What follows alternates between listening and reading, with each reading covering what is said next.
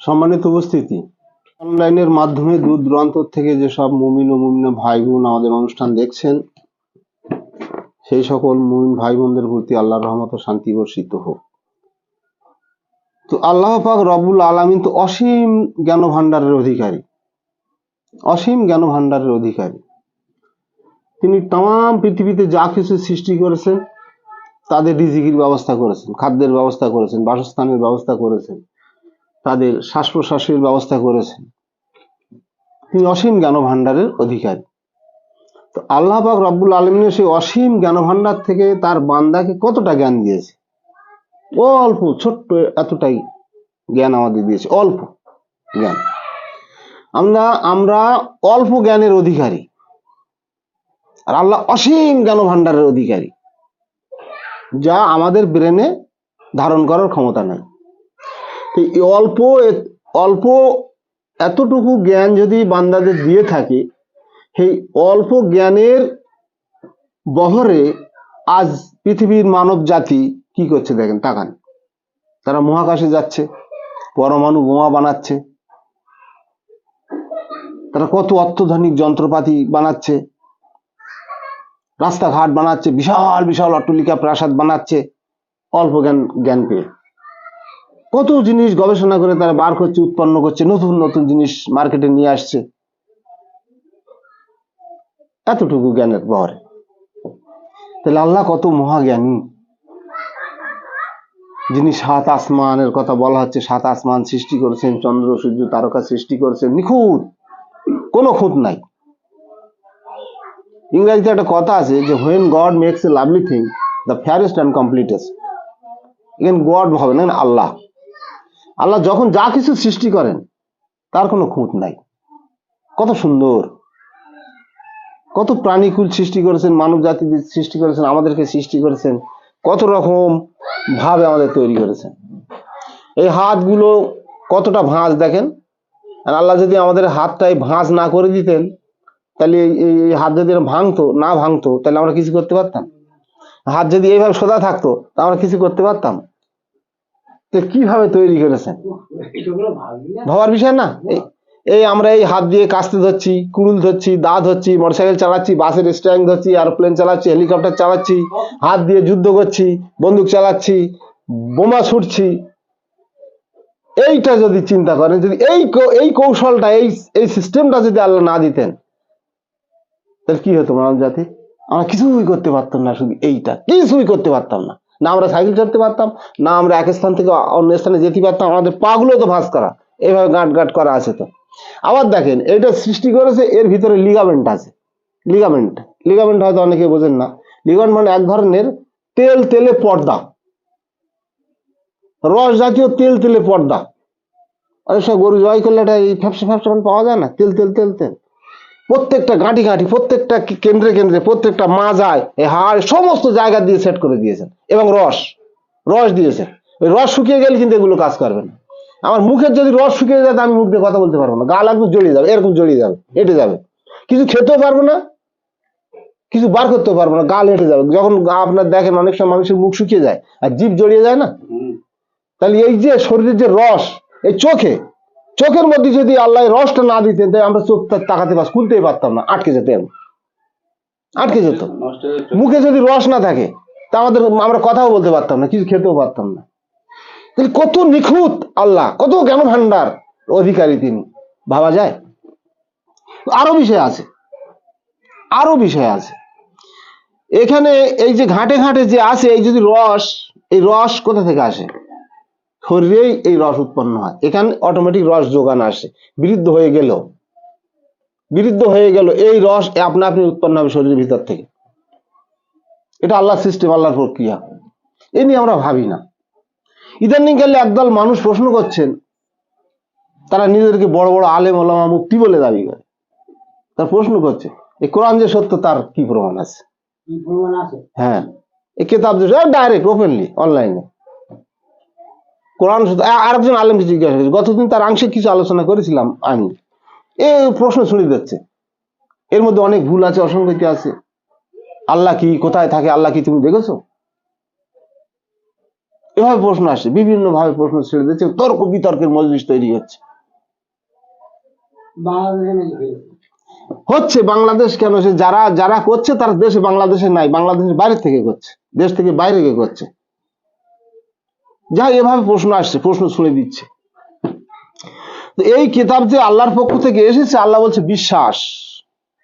যদি আমাদের বিশ্বাস না থাকে কোথাও কিতাব শোনার দরকার নেই, এই বিশ্বাস মানেই তো ঈমান। আর আল্লাহ প্রথমেই বলে দিয়েছে, আল্লাহ জিনা ইউমিনুনা বিল গায়বি ওয়া ইউকিমুনা সালাতা ওয়া মিম্মা রাযাকনাহুম ইউনফিকুন। যারা না দেখে বিশ্বাস স্থাপন করে, অদৃশ্যে ঈমান আনে এবং সালাত কায়েম করে, এবং আমি তাদেরকে জীবন উপকরণ রিজিক হিসেবে যা দিয়েছি তা হতে তারা ব্যয় করে। একদম প্রথম শর্ত।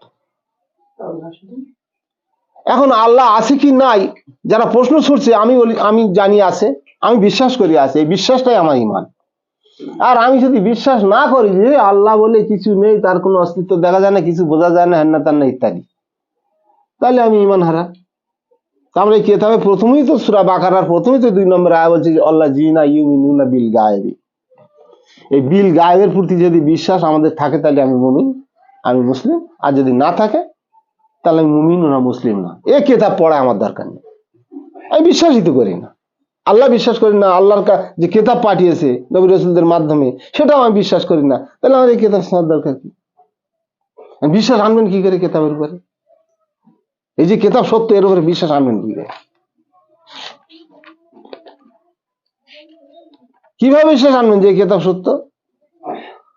এখন কিতাব খুলে আমরা দেখছি যে সূরা বাকারা আলিফ লাম মিম 1 নম্বর আয়াত, 2 নম্বরে বলছে যে জালিকাল কিতাব লা রাইবা ফি হুদাল লিল মুত্তাকিন। এটা এমন একটা গ্রন্থ, এমন একটা কিতাব, বা এটা ওই কিতাব, এটা সেই কিতাব, এভাবে লেখা আছে। এটা ওই কিতাব সেই কিতাব, এভাবে লেখা আছে। হাজাল কিতাব লেখা নেই। গতদিন যা আমার এই মকবুল স্যার আলোচনা করছিলেন, এটা এই কিতাব সেই কিতাব, আর দূরবর্তী কিতাব, দূরবর্তী কোন কিতাব, সেই কিতাব এই কিতাব একই কিতাব, সেটা সংরক্ষিত আছে আল্লাহর কাছে।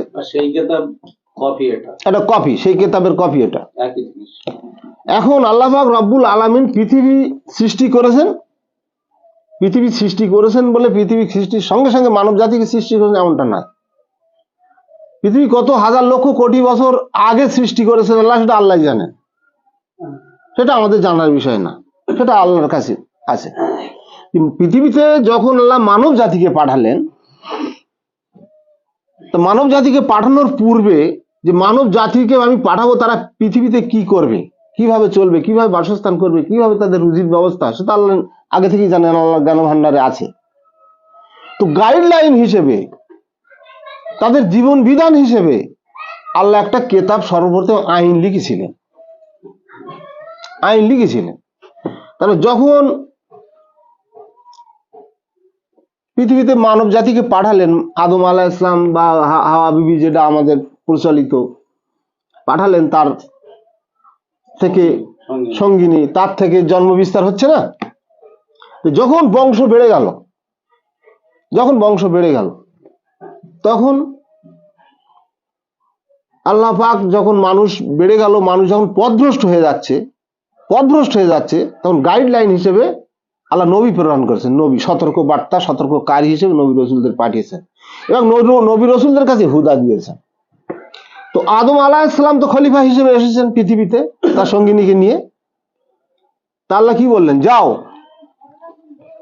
তোমাদেরকে আমি পৃথিবীতে প্রেরণ করছি, পৃথিবীতে পাঠাচ্ছি, সেখানে কিছু কালের জন্য তোমাদের রিজিক আছে, তোমরা এখানে খাও দাও, ঘোরো ফেরো। তা ওই সময় আদম আলাইহিস সালামকে কোনটা হারাম কোনটা হালাল কিছুই বলে দেন নাই, কিছুই বলে দেন নাই। তাহলে আদম আলাইহিস সালামকে পৃথিবীতে পাঠানোর পূর্বে তাহলে সবই ছিল পৃথিবীতে, গাছপালা, পাহাড় পর্বত, নদ নদী সবই ছিল, গিরিপথ সবই ছিল, ফল পাকড় সবই ছিল, বিভিন্ন রকম প্রাণীও ছিল রিজিক হিসেবে, খাদ্য হিসেবে। আদম আলাইহিস সালামকে আল্লাহ কিছু বলে দেয়নি যে এই এটা তোমার জন্য হারাম, এটা তোমার জন্য হালাল, এটা বৈধ, এটা অবৈধ, এটা জানাননি। আল্লাহ এতটুকু বলেছে, যা তোমাকে পৃথিবীতে দিচ্ছি, বিচরণ করো, খাও দাও, ঘোরো ফেরো, কিন্তু আমার কাছ থেকে একটা হুদা যাবে, হুদা, পথ নির্দেশিকা যাবে। যখন এই হুদা যাবে তখন সেই হুদা মোতাবেক তোমার জীবন হবে, তোমার চরিত্র, তোমার সাথী সঙ্গী যারা আছে সব তাদের চরিত্র আদর্শ হবে এই কেতাব ভিত্তিক, হুদা ভিত্তিক। এই হুদা ফলো করতে হবে, হুদা মান্যতা করে চলতে হবে। তাহলে একের পর এক আইন এসছে। আইন কোথা থেকে এসছে? সেই আল্লাহর পক্ষ থেকে। সেই আল্লাহর সেই যে সংরক্ষিত যে কেতাব থেকে একটা একটা একটা একটা একটা করে দিয়েছে নবী রসুলদের অন্তরে। নবী রসুলদের অন্তরে নবী রসুলরা সেটা পড়েছেন, মুখস্থ করেছেন, আল্লাহ অন্তরে গেঁথে দিয়েছেন, নবী রসুলরা প্রকাশ করেছেন এবং একটা একটা করে লিখিত করেছে। এখন আল্লাহ আমার কাছে ওহী করেছে, আল্লাহ আমাকে কিছু জানিয়েছে, আর আমি মৃত্যু হয়ে যাব, আমার কাছে যে বার্তাগুলো এসেছে আমি মরে যাব, আর মরে যাওয়ার 200 বছর পরে, 100 বছর পরে, 50 বছর পরে লোকে লিখবে? হয়? এসছে আমার কাছে, লিখতে তো আমাকে হবে, সংরক্ষণ তো আমাকে করতে হবে, কিন্তু সংরক্ষণের দায়িত্ব নিয়েছেন আল্লাহ। কিন্তু এটা আমাদের দ্বারাই আল্লাহ লিখিয়েছেন, নবী রসুলদের দ্বারাই লিখিয়েছেন। এটা কোরআনে অসংখ্য প্রমাণ আছে। মানুষের দ্বারা সংরক্ষণ করেন এটা। হ্যাঁ, সেটা সেই তৌরাতের একটা ঘটনা আছে, মানুষের দ্বারা সংরক্ষণ করেন। একদল থাকে সর্বোচ্চ আল্লাহর বিধিবিধানকে সংরক্ষণ। কিন্তু যে হাফিজুল কথাটা এসেছে সংরক্ষণকারী, এই কিতাবের সংরক্ষণ কিয়ামত পর্যন্ত থাকবে আল্লাহর হেফাজত। এখন এই কিতাব প্রতি ঈমান বা বিশ্বাস কিভাবে, একটু বলছিলাম না, ঈমান বা বিশ্বাস আমরা কিভাবে আনবো, কিভাবে আনবো আমরা? যে আমরা দেখছি যেখানে লেখা রয়েছে জালেকাল কিতাব লা রাইবা ফি হুদাল লিল মুত্তাকিন, এটা এমন একটা কিতাব, এমন একটা গ্রন্থ যাহাতে কোনো সন্দেহ নাই, মিথ্যা নাই, আছে তো? এই এই কথাটা পৃথিবীর কোনো কিতাব আছে? এই কালকে একটা হাজী সাহেব বলছিল, আমার মদিনায় একটা লাইব্রেরি দেখে এসেছি, সে কত লম্বা শেষ করা যায় না, এ মুড়ো থেকে ও মুড়ো পর্যন্ত যাওয়া যায় না, কত লম্বা, কত চওড়া, কত লাখ লাখ কোটি কোটি পুস্তক রয়েছে, সব ধর্মীয় কিতাব রয়েছে, এত বড় লাইব্রেরি, এত কিতাব। তো ওই যত লাইব্রেরিতে যত কিতাব আছে আল্লাহর কোরআন বাদে, নাজিলকৃত কিতাব বাদে, একটা কিতাব আপনি পাবেন না জালেকাল কিতাব, একটা কিতাবও পাবেন না। লাখ লাখ কোটি কোটি যত কিতাব আছে পৃথিবীতে, যত লাইব্রেরি আছে, তাম ওয়ার্ল্ডে যত লাইব্রেরি আছে এবং যত কিতাব আছে, মানে বইপত্র আছে, আপনি কোনো কিতাবে পাবেন না যে জালেকাল কিতাব লা রাইবা ফি হুদাল লিল মুত্তাকিন, কোনো কিতাবে পাওয়া যায় না। এই কিতাব সাক্ষ্য দিচ্ছে, প্রমাণ করছে কি, যে এটা এমন একটা কিতাব ইহাতে কোনো সন্দেহ নাই, মিথ্যা নাই, হুদাল লিল মুত্তাকিন, মুত্তাকিদের জন্য পথ নির্দেশী। এই কথাটার উপরে যদি বিশ্বাস থাকে তাহলে আপনি কিতাব ধরেন, আর এই কথাটার প্রতি যদি বিশ্বাস না থাকে তো আপনি অন্য কিতাবে চলে যান, কিতাব ছেড়ে চলে যান। আল্লাহ তো নিষেধ করেনি, আল্লাহ তো আপনার হাতে বেঁধে রাখেনি। আল্লাহ মুমিন, মুত্তাকি, মুশরিক, মুনাফিক, কাফের বলেই দিয়েছেন, জালেম, ফাসেক বলেই দিয়েছেন। এই বোধটুকু তো সবার আছে।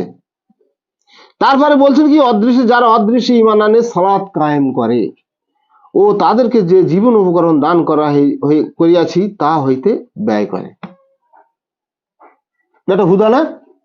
এখন সালাত আছে, আল্লাহ এই সালাত দিয়েছেন, সূরা বাকারা 3 নম্বর আয়াত।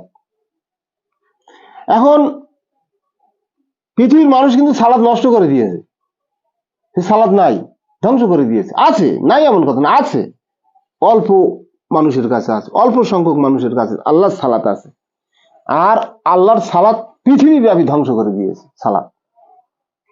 সালাতকে ধ্বংস করে মানুষ প্রতিষ্ঠা করেছে কি?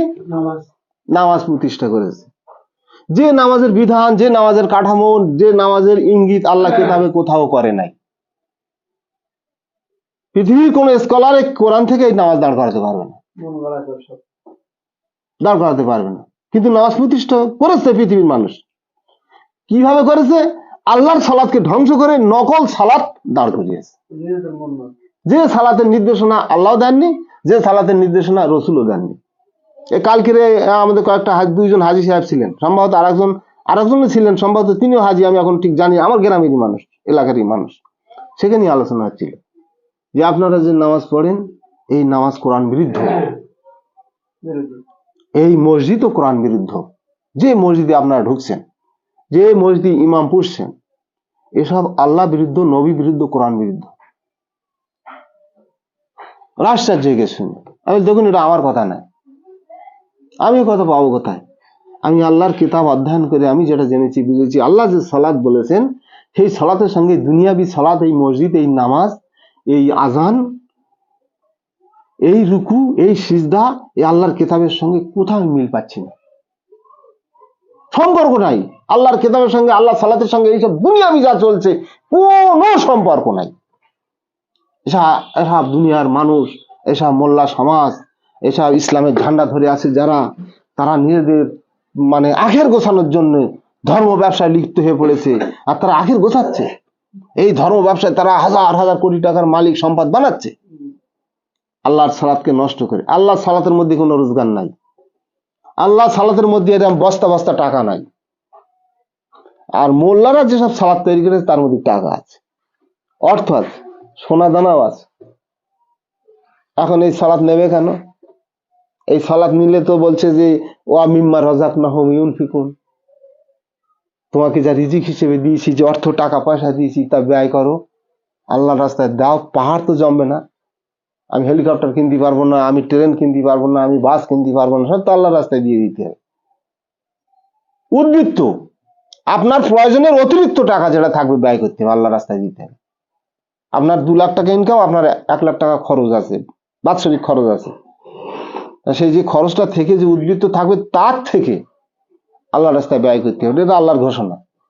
এখন এই সালাদ যদি নেই তাহলে তো আমাদের এই টাকার পাহাড় জমবে না। সমস্যা আছে না? সমস্যা আছে তো। এবং তোমার প্রতি যা নাজিল হইয়াছে ও তোমার পূর্বে যাহা নাজিল হইয়াছে তাহাতে যারা ঈমান আনে, আখিরাতে যারা নিশ্চিত বিশ্বাসী। আখিরাত বিচার দিবস, যে মৃত্যুর পরে একটা বিচার দিবস হবে, আল্লাহর সামনে আমাদের উপস্থিত হতে হবে, একটা ফয়সালা হবে। জাহান্নাম জান্নাত বলে একটা জিনিস আছে, তা আমাদের মানতে হবে, বিশ্বাস করতে হবে। মানে জেলখানা, আমরা যদি মোত্তাকি না হয় মৃত্যুবরণ করি তাহলে আমাদের জন্য জেল আসে। জেল মানে সেই নরক, নার, জাহান্নামের শাস্তির কথা ঘোষণা আছে। আর যদি আমরা এই পৃথিবী থেকে সাকসেসফুল হয়ে যেতে পারি তাহলে আমাদের সৌভাগ্য। দেখেন সাকসেসফুল, এই তাম কেতাবের একটা গভীর নির্যাস এই 3 নম্বর আয়াতের মধ্যে আছে।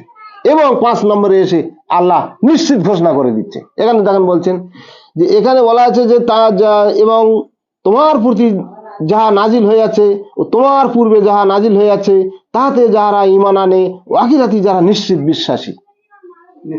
এর 5-এ বলছে তারাই তাদের প্রতিপালক নির্দেশিত পথে রয়েছে এবং তারাই সফল কাম। ব্যাস, এই তো 4-5টা আয়াতের মধ্যে তো আমাদের সফল কাম বলে দিয়ে তাম কেতাব এখন পড়ে আছে।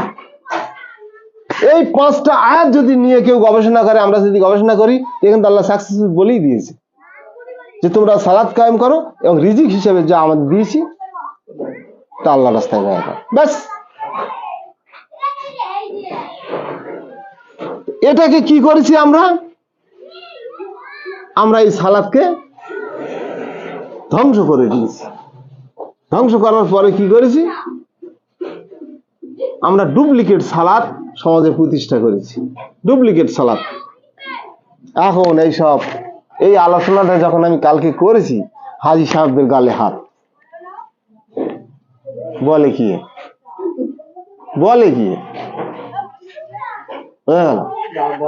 এই বিষয়টা নিয়ে কালকের বিস্তারিত ভাবে বেশ কয়েকজন, আমি ভয় করি না, আমি সত্য বলেছি, তা আমার মেরে দেয় দেখি। আমি একদম ক্লিয়ার পরিষ্কার ভাবে বলেছি, আলোচনা করেছি কাল স্পটে। এ তো আমি অনলাইনের মাধ্যমে এখন হচ্ছে, গতকাল এই বিষয়গুলো নিয়ে স্পটে আলোচনা হয়েছে।